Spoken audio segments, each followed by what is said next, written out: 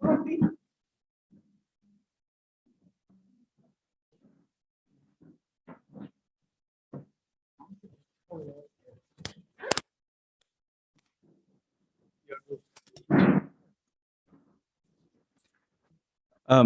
evening, everyone. So this will be the first DPF physical event. Paneer sir and Sundar have been running DPF Readers Hub, but our events per se have been only via Zoom. So I would like to thank you all for coming. It was short notice. And first, I'd also like to thank Jeyaranjan sir, N.R. Ilango, Seema Chishti, Garga Chatterjee, and okay, I think Garga is outside. And Shivaraja sir, and yeah, Dilip Mandal sir for coming. I think today's topic is of very much relevance in today's India, because democracy, as Christophe Jeffrey says, in India is just in paper. Few weeks back, there was a conference organized by the Oxford Forum where Christophe successfully spoke for the proposition and said India's not a democracy anymore. It's just an electoral democracy. We know even Russia conducts elections. We have seen in many autocratic governments where elections are held, but the results are always on for the incumbent. But if you don't act right now, I think India can also go there. For example, we have electoral bonds. For example, across the world, the countries, both developed and developing, for example, developed world, New Zealand, France, Belgium. In fact, France, Belgium banned corporate donations of any form in the 1990s itself. Brazil after the Petronas scandal in 2015. But in India, this Modi government has brazenly started something called as electoral bonds, where infinite amount of money could be donated to any political party. And even if Taliban wants to donate infinite money, it can be donated. But the problem is only Modi ji knows who's donating. So all the funds, for example, 90% of funds from electoral bonds, about 4,000 crores, is going to the BJP, and remaining 1,000 crores for all political parties put together. So basically, BJP has more money than all political parties, 4 times more money than all political parties put together. From there, if you go to NEET, which Tamil Nadu's Constituent Assembly has said we don't need it. So the Constituent Assembly is the supreme, which is voted by the people of Tamil Nadu in majority. Even the major opposition party, AIDMK, said we don't need NEET.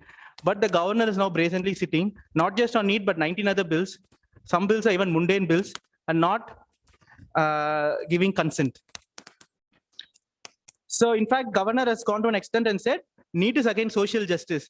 Is he an economist or a social intervention expert? No, just to shift the thinking of people. So governor is not acting as a constitution head, but as a politician. This is not happening only in Tamil Nadu, but also in Bengal. And we know how the judiciary is working. We know how the election commission is working.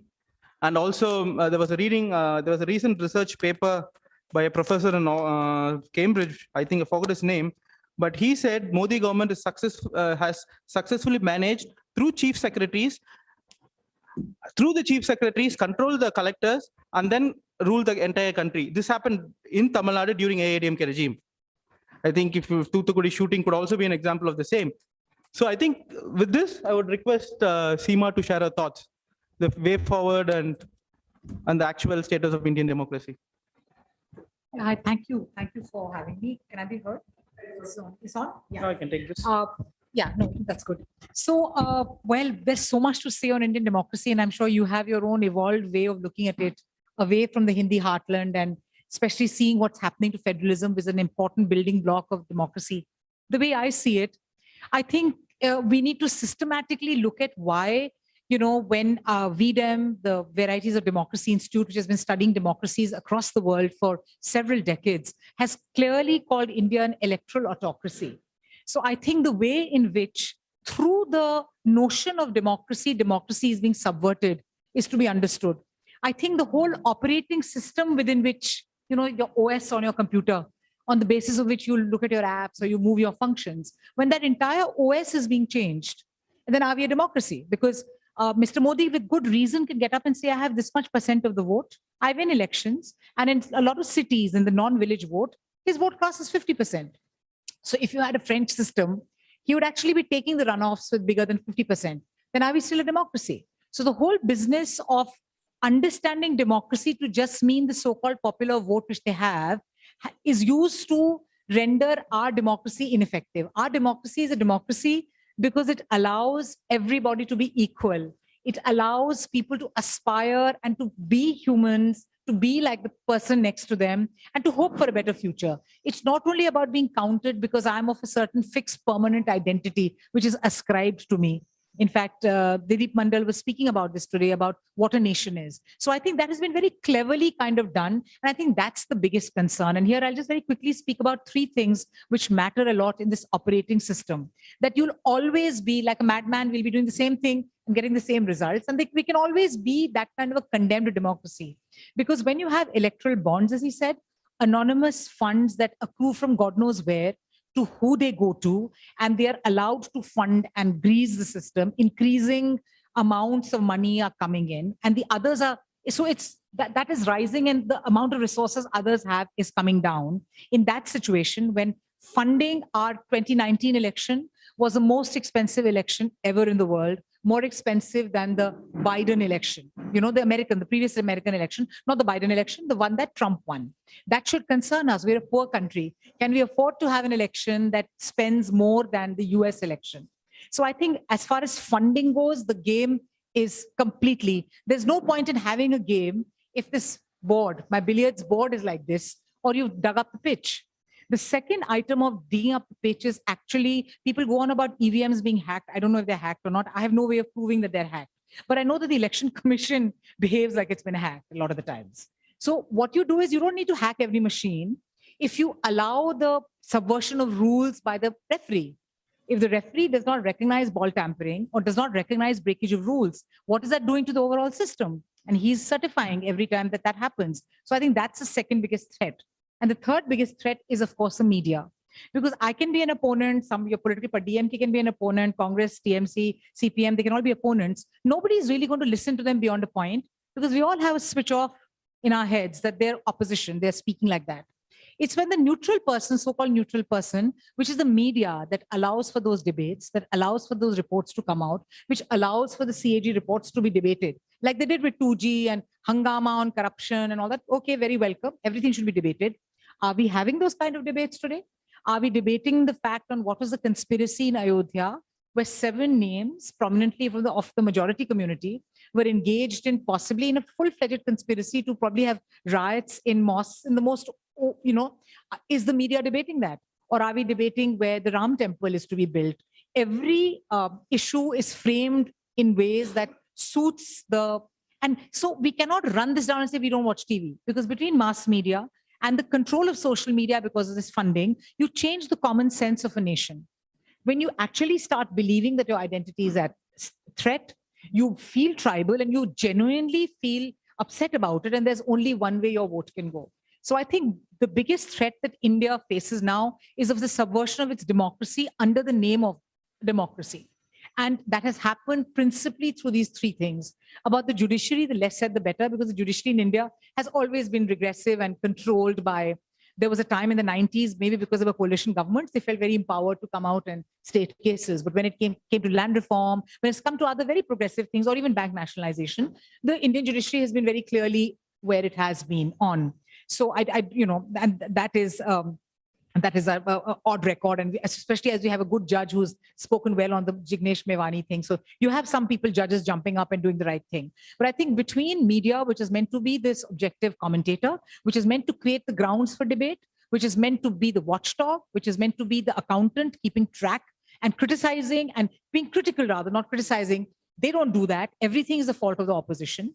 Between electoral funding, the funding which just by law in 2017 happened and has just slipped past us and is now deciding who has more money, more resources. And number 3, the Election Commission, which is meant to be the match referee. I think between the 3 subversions, we're looking at a fairly dangerous situation where the people will soon vote out their right to vote. Anyway, and I'll conclude with this, the Indian figures for the support for authoritarianism or dictatorship in India, statistically, the data will tell you independently, before Mr. Modi came to power also, has been dangerous and rising. India is one country that really supports a dictatorship. So they're asked to vote, they may vote in a dictatorship. So we're at a very, I think, critical kind of a moment. Maybe we have some breathing space till 2024, I don't know. But I think we're at a very critical point where it is not business as usual with this government. It is not a government as usual, and especially a government that has come to power on the basis of the freedoms that the Constitution of India, the, even the level playing field that was allowed. But after that, since has completely changed it in ways that the people would want it to come back. And for me, that is what concerns me the most and that we should think about. That why do people want this kind of a government to continue? So you can tell people only so much if they are with you on that. But have we on first principles alienated the people, or the people just want something else right now? And as I tell people that I don't know whether this is a genetic mutation to of India and the ideas of being an Indian, or is it a fever? Will it come down? A lot of people feel, no, this will pass, the fever will come down. But is it a fundamental switch that has the milk curdled? So it's not, has the milk boiled or has it curdled? Then the paneer is not going to turn back into milk. So I don't know what kind of a situation or Indian situation we're looking into. Sorry. That's my depressing take.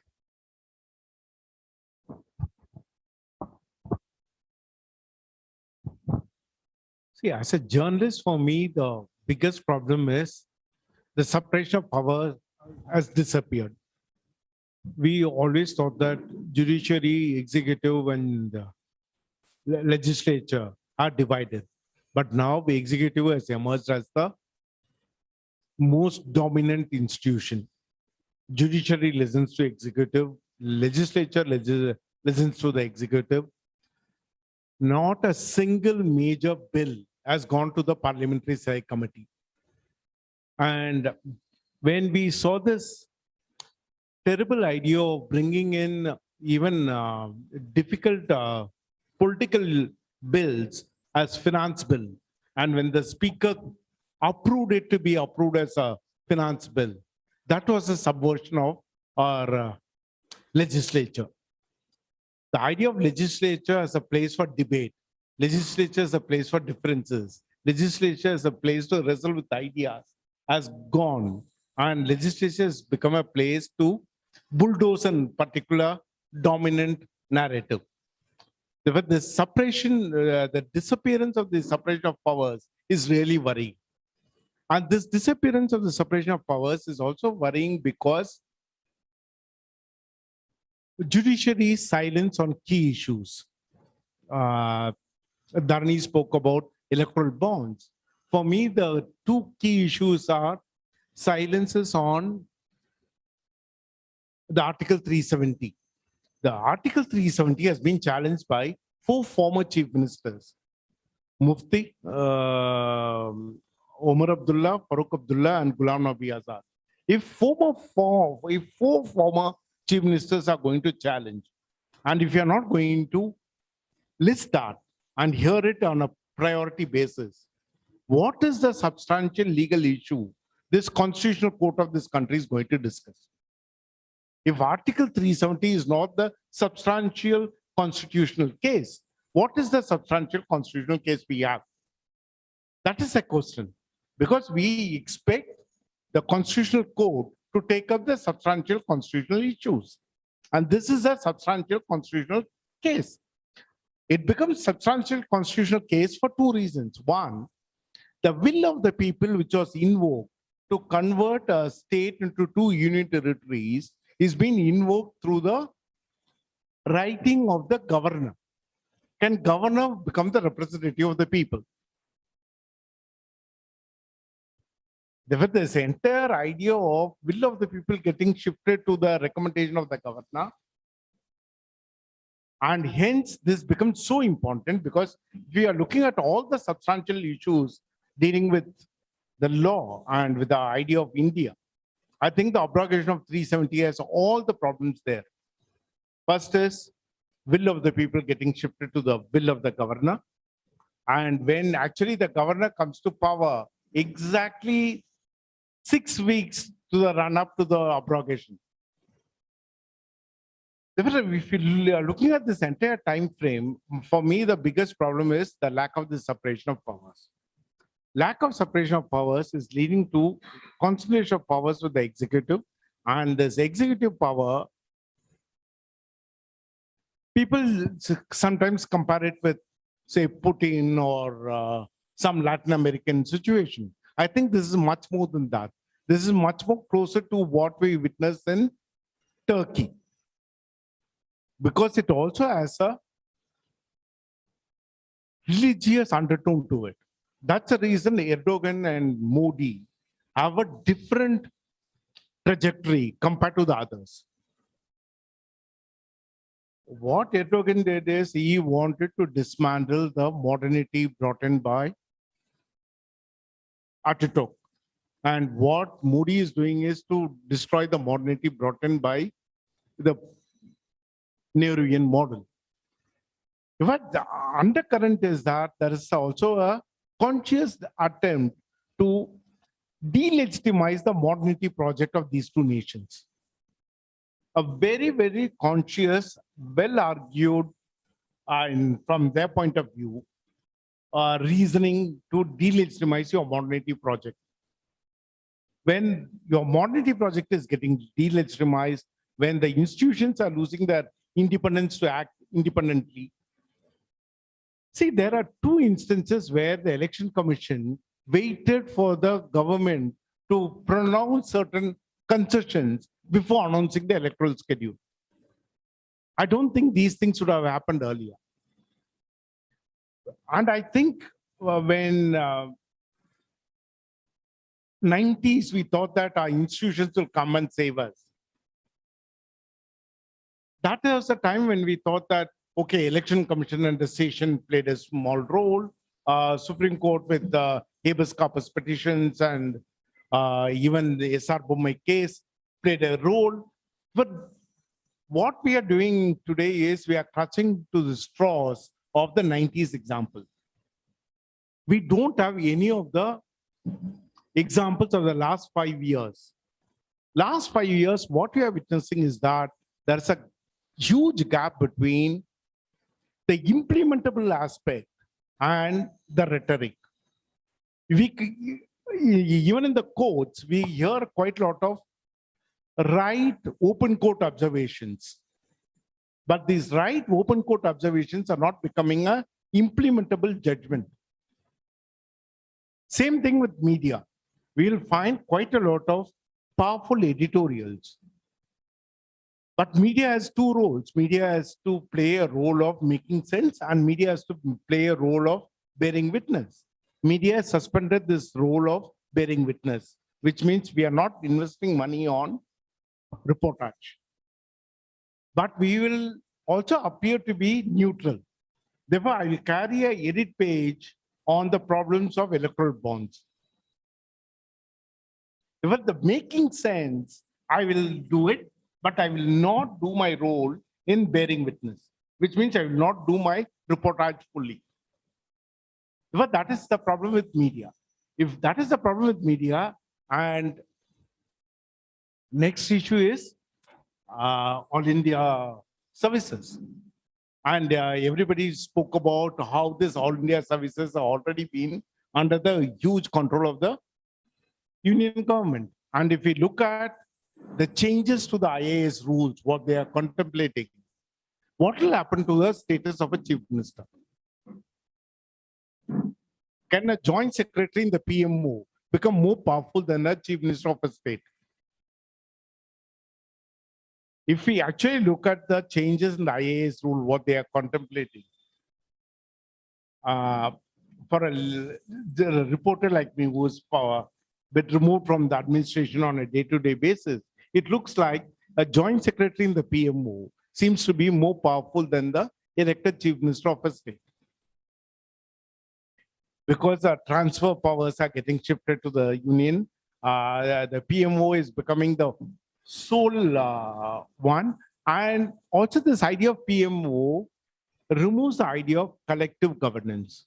From cabinet, the power is getting shifted to Prime Minister.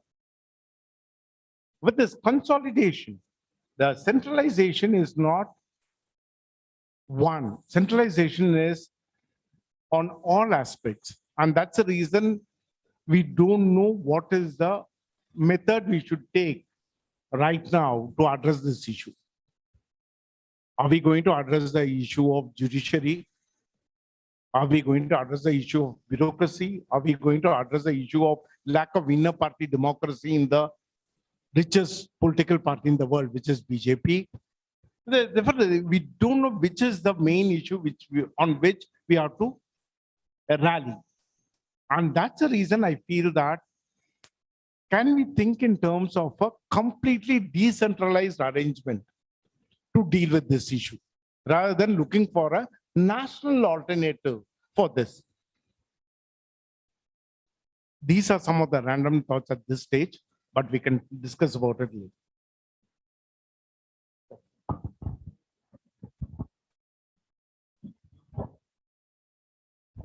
How much time do I have?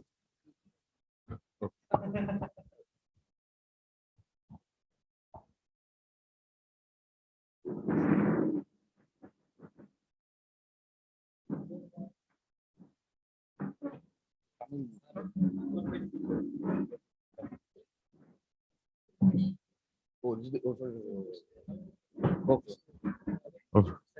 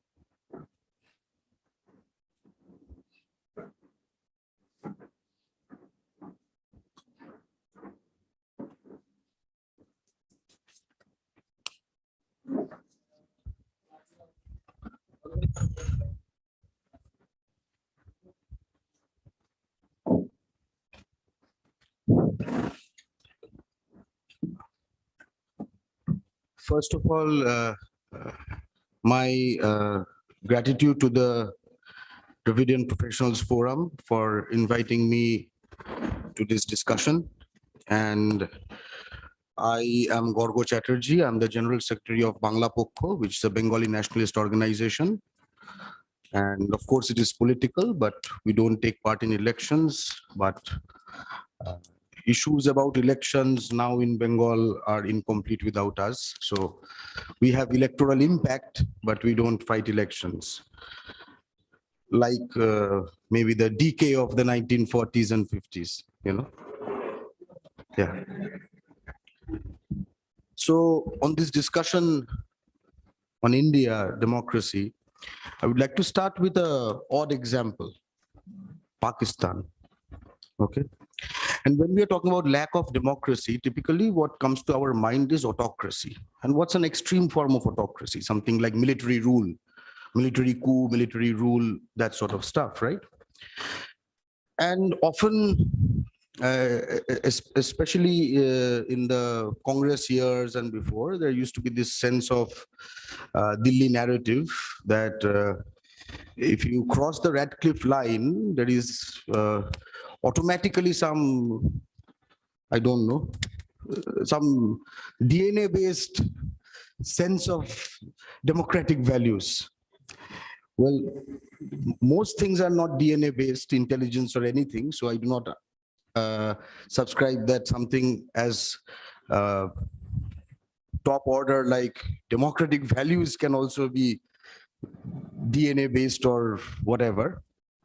But it's still, because it's a state, Pakistan is a state that shares what makes also us be in the same union, which is British occupation, similar administrative structure, okay, and shared suffering due to that same structure, shared extraction. So hence we are in this room together, right?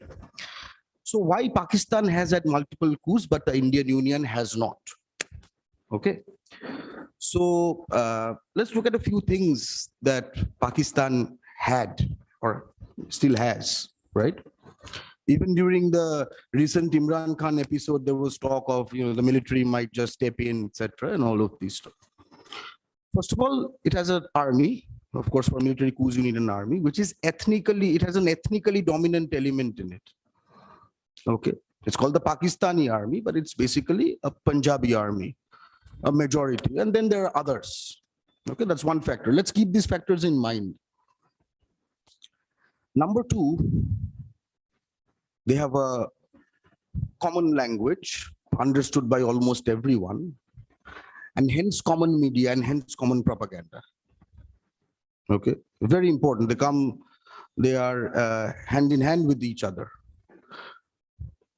Commonality can cut in many ways, right? And third, maybe I'll differ slightly with you here.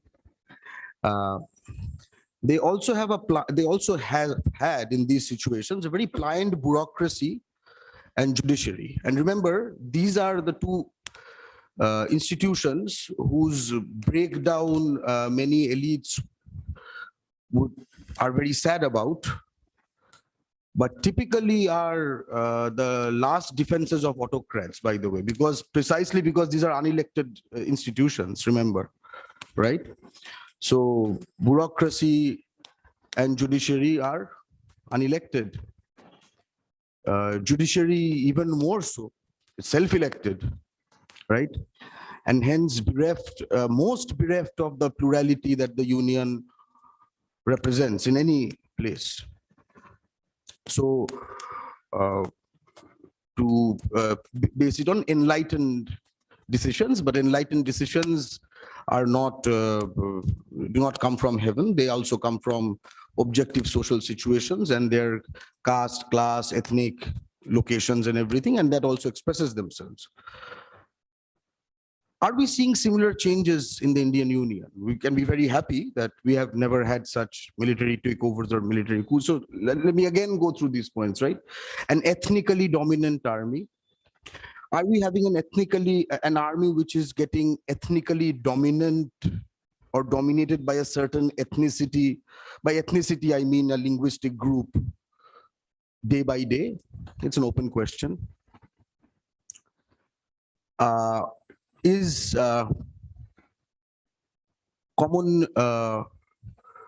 knowledge of a common language spreading, which means that let me use an example, and this is not against anyone, so don't take it in that spirit. Today, the DMK Youth Wing organized a conference on federalism, social justice. And Kanhaiya Kumar, earlier of CPI, now in Congress, was there. Why do you know Kanhaiya Kumar? Why do you understand what Kanhaiya Kumar says? From where Kanhaiya Kumar comes, or where Kanhaiya Kumar got famous, do they know of anyone from here? You know, it's a question worth asking in a way, which also, even among the heroes we create, it's a unidirectional thing, right? So I'm using that example. Two certain other examples is channels like Aaj Tak, because of increasing Hindi literacy, would be understood more and more in various non-Hindi states, hopefully much less here, but it's a progressing thing. It's not as if it's a static thing. One might oppose Hindi imposition, but the dam has too many holes, you know, the water still comes gushing in. So having said that, these are just things to think about, on pliant bureaucracy and judiciary, right?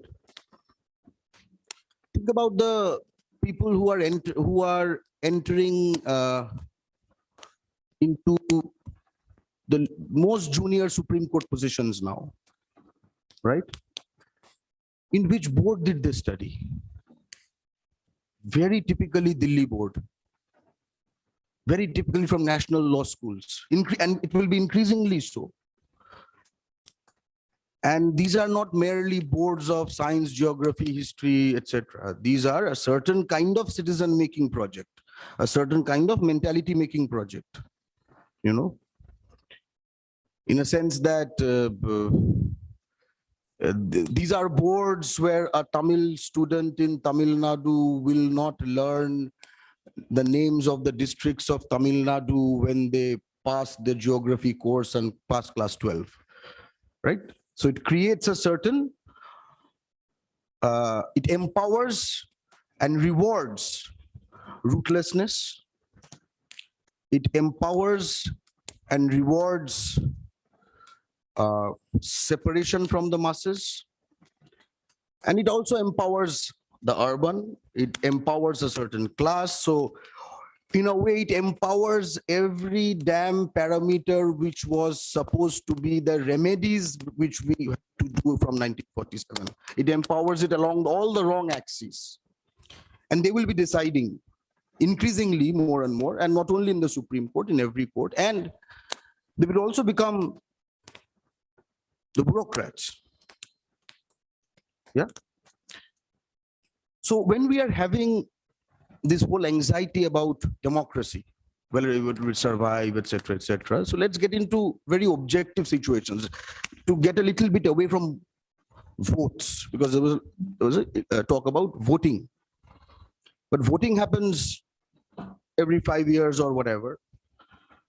But our loss in our democratic rights is a continuous affair. It's not as if it happens one day in 5 years. So one can imagine that it is the hugely diverse and federal polity of India, which at its very start from 47, which protected us against the various sad incidents Pakistan had to go through, you know, because we are diverse, not because we are large. We are large because there's a lot of diversity included. That's why we are large. It's not simply a product of size. It's a product of non-homogeneity. Okay. Too many other things. So two things are, one thing is a gatekeeper of this thing, which is statehood. And by statehood, I do not mean Rashtra, I mean Rajya, in the Indian Union sense, not in the state, sovereign state, UN member sense, but in Tamil Nadu, West Bengal, Bihar sense. Statehood. And the other is citizenship. Citizenship often, and very rightly so, is described as a right which then, as its corollary, gives you rights.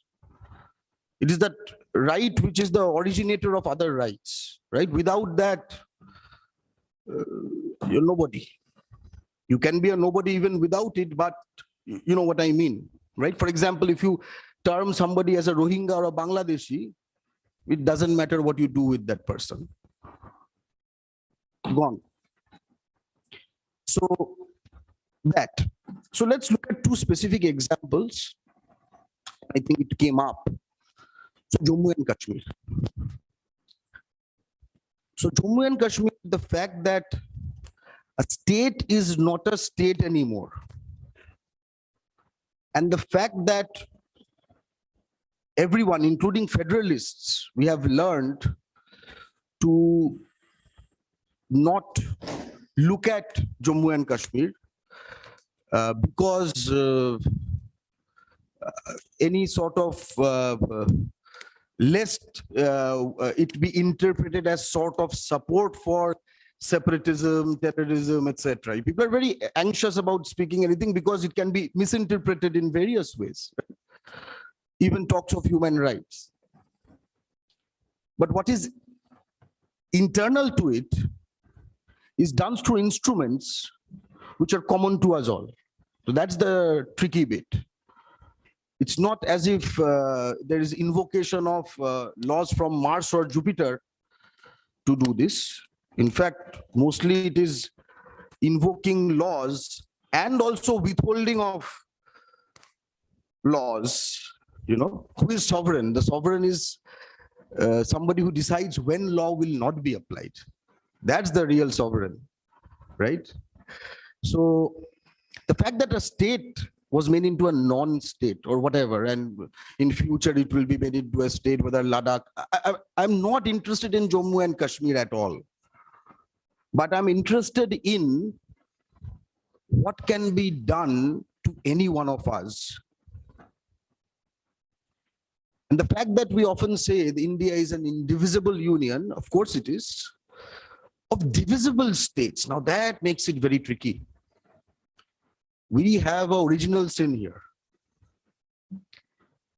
While many people recently are very proudly quoting as if it's a kind of a counter force against the BJP. So India, that is Bharat, will be a union of states. You know, it's written there in the constitution. How can you not, you have no idea about the constitution. It's not unitary. It's a union of India, that is Bharat, will be a union of states.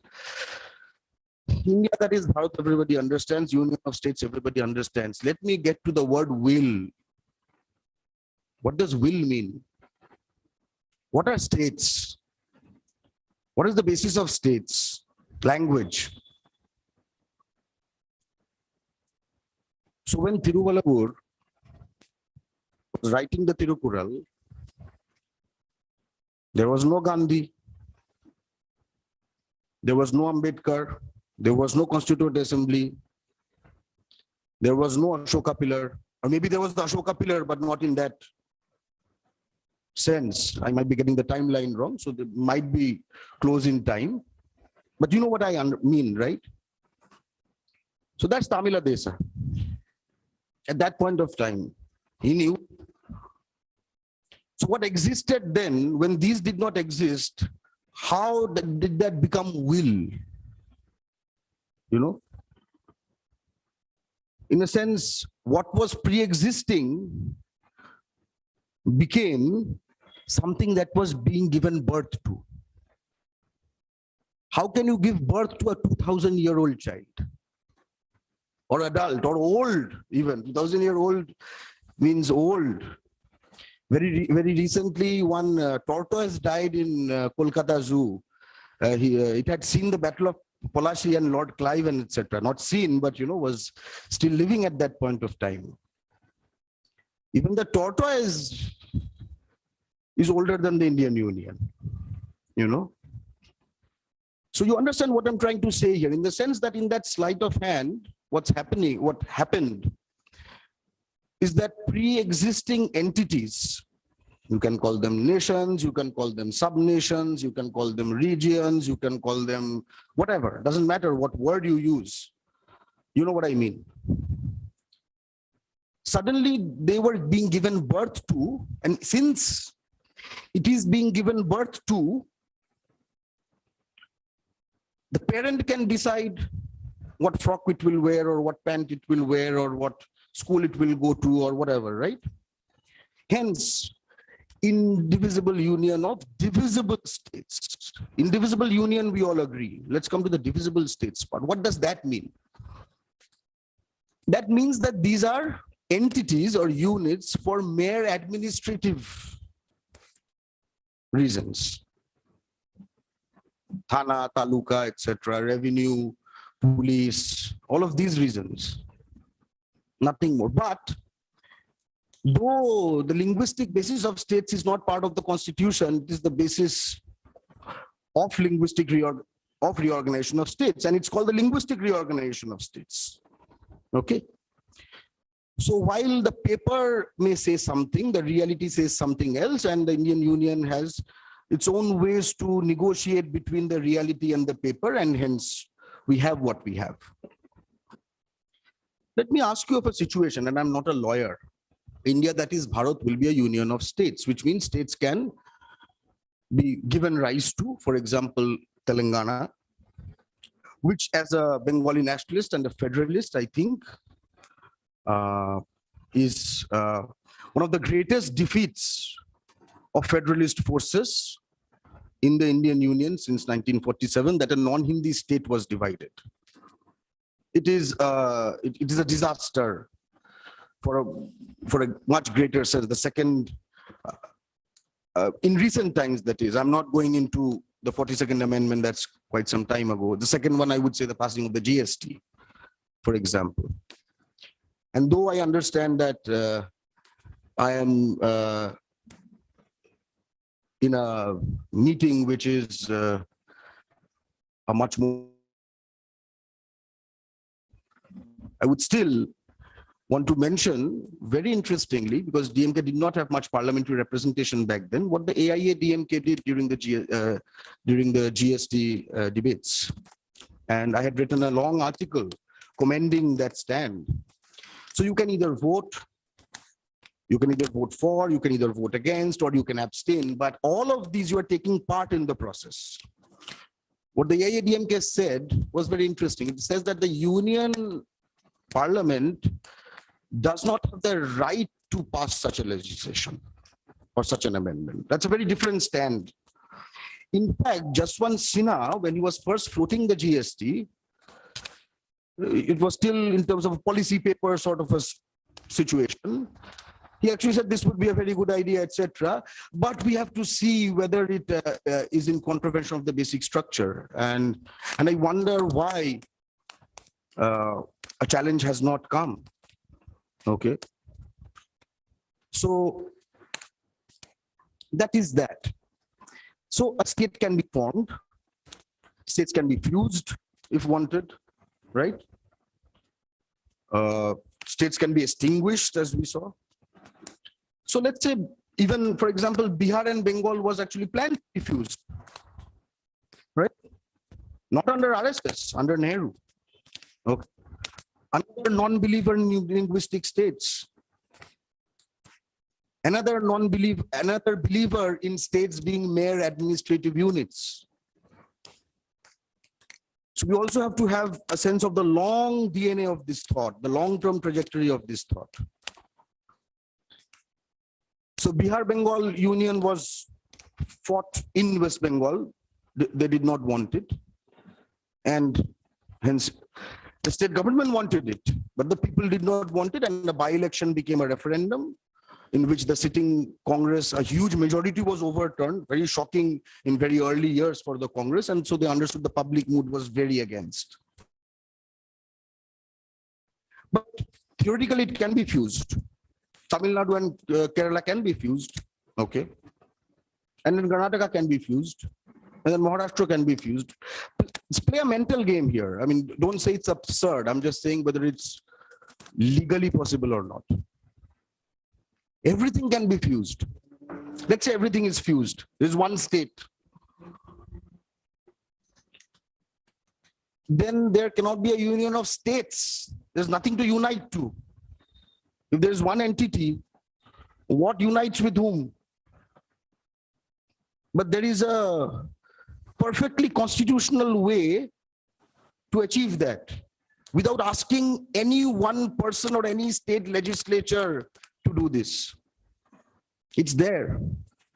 The Congress put it in. The BJP did not put it in. Okay. What does that mean? When I say the Congress put it in and the BJP did not put it in, it's not to bash the Congress. A Congress today is a very different entity. We must recognize it. It's an ally of the constitution and democracy protection movement, if you will, all over the Indian Union. Which means that the forces, the socio-economic, ethnic forces, which are the fuel in the BJP's engine, was the fuel in the Congress engine also at that point of time. They just have, that's the enemy. It has different shirts at different point of time. The Congress was a loose-fitting shirt. Now it's a tight shirt. It looks smart. You know, it's perfect. But it's the same tendencies. It's the same thing. The UP minister 2-3 days ago said that anybody who does not know Hindi has no right to be here, is a foreigner, etc. We're not hearing it for the first time. We heard it in the Constituent Assembly itself. R.S. Dhulekar from Which province? Same province, United Provinces. Okay. So there are continuities. In fact, which means the threat to democracy as it exists today, we must identify is not what is different between Nehru and Modi, but what is common between Nehru and Modi. That's the enemy. It's that tendency is that the enemy. That's how I look at it. When we're talking about short term, yeah. So let me leave that one. I'll just go fast now. And second is the NRC. See, I can be made a non-citizen because আমি বাংলা বলতে পারি, বাংলা আমার মাতৃভাষা. Recently, when in Delhi riots were happening, there was this channel, and I will translate in English what the reporting was like, and it's a very widely watched Hindi channel. So I will animate it. I entered those homes. They were Rohingyas, they were Bangladeshis, they were speaking Bangla. Now, if anybody entered my home in Kolkata, where we have been in West Bengal, where we have been for 900 years, well, they would be speaking Bangla. Okay, right? So now I was talking about lack of statehood, JNK, NRC, where every Bengali in the Indian Union, be it Assam, Tripura, Meghalaya, and West Bengal, is a Bangladeshi unless proved otherwise.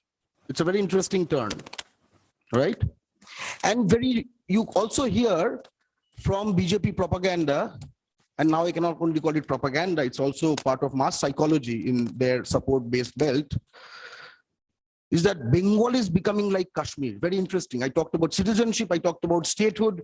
Look how they look at it as the same thing, so as to cut away. So whenever we are talking about fighting the BJP, this is bad and that is bad, but what do we want? Common minimum program is a very commonly used word, but then are we going to think of a different vision? And there I agree with ASP that it may not be a plan of a new Delhi vision. It could even be a plan of protection of whatever is left in the states. That might be for quite some time the coming struggle. It's not as if, okay, 1-to-1 fight and etc. Congress will do this, and in the states, the state-based parties will do well, and then numbers, etc. Yes, but there has to be a plan B, and which I think is also worth thinking. And even that there can be a union-wide alliance, which we have seen in certain elections nowadays, during state elections, state parties and their leaders visiting each other, not because there are ethnic populations there that they can cater to. My person, please vote for him, not like that, but that we are in this together.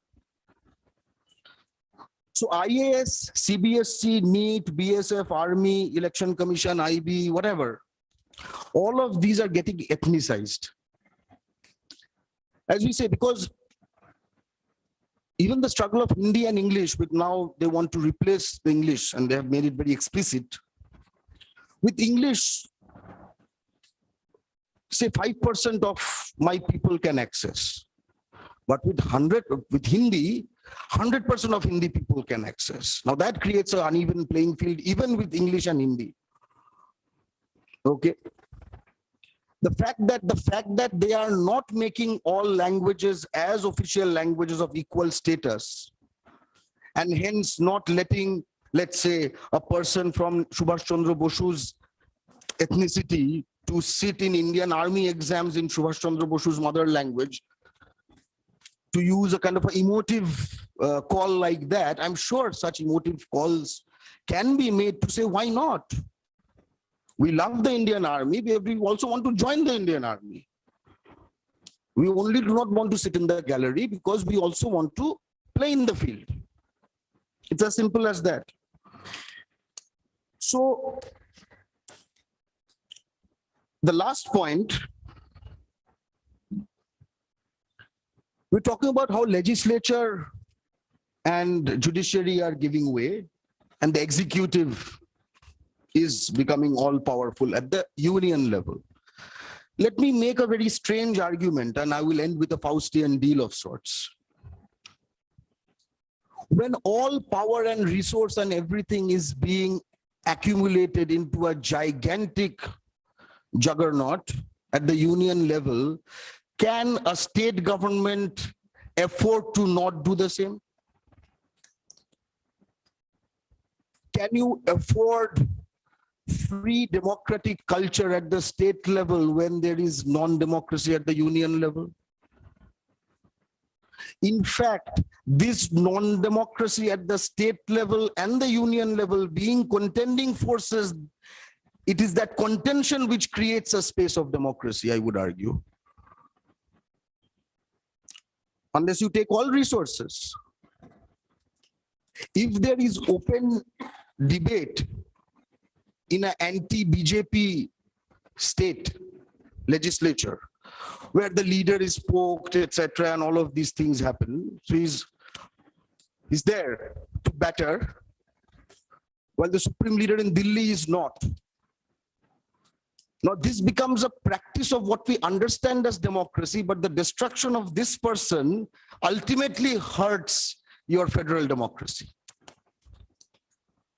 Because without federalism, there is no democracy in the Indian Union. Or there is no Indian Union either.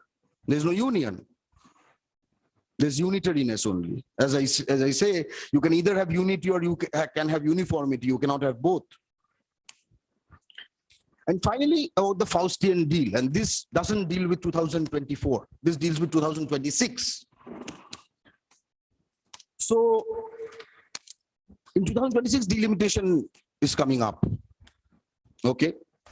I'm thinking I'm a BJP person, one of the people who would decide. And I'm getting about 80–90% of my seats from a certain belt, which has a much more higher fertility rate. And the differential is still existing. And if we use 2011 figures or 2021 figures, 21 census hasn't really started, but then hopefully I'm sure it will happen by then, because they would want as much updated as possible. It has implications everywhere, including Finance Commission, but let's just concentrate on the seats. They're doing this parliament, the extra 457 seats is not for relatives of MPs. These are for MPs. What does that mean? Right? What will be the proportion? What will be the value of such discussions if Tamils are doing it or Bengalis are doing it? Right? The Faustian deal, at this point of time, we really have to prepare for that understanding with the assumption, let's say there's a BJP win, an emphatic BJP win in 2024, and 2026 is coming up, which means that, okay, we will give, we have no choice, but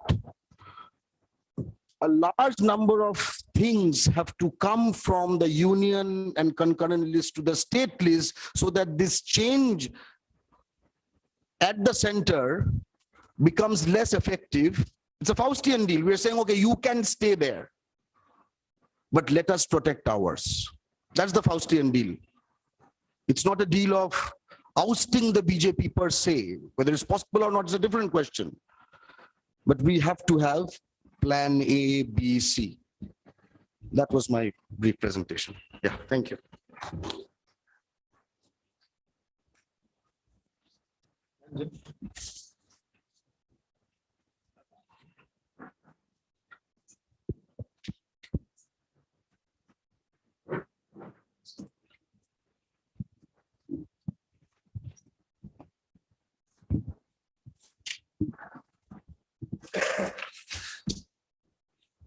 As you all know, I am not a political scientist or a journalist.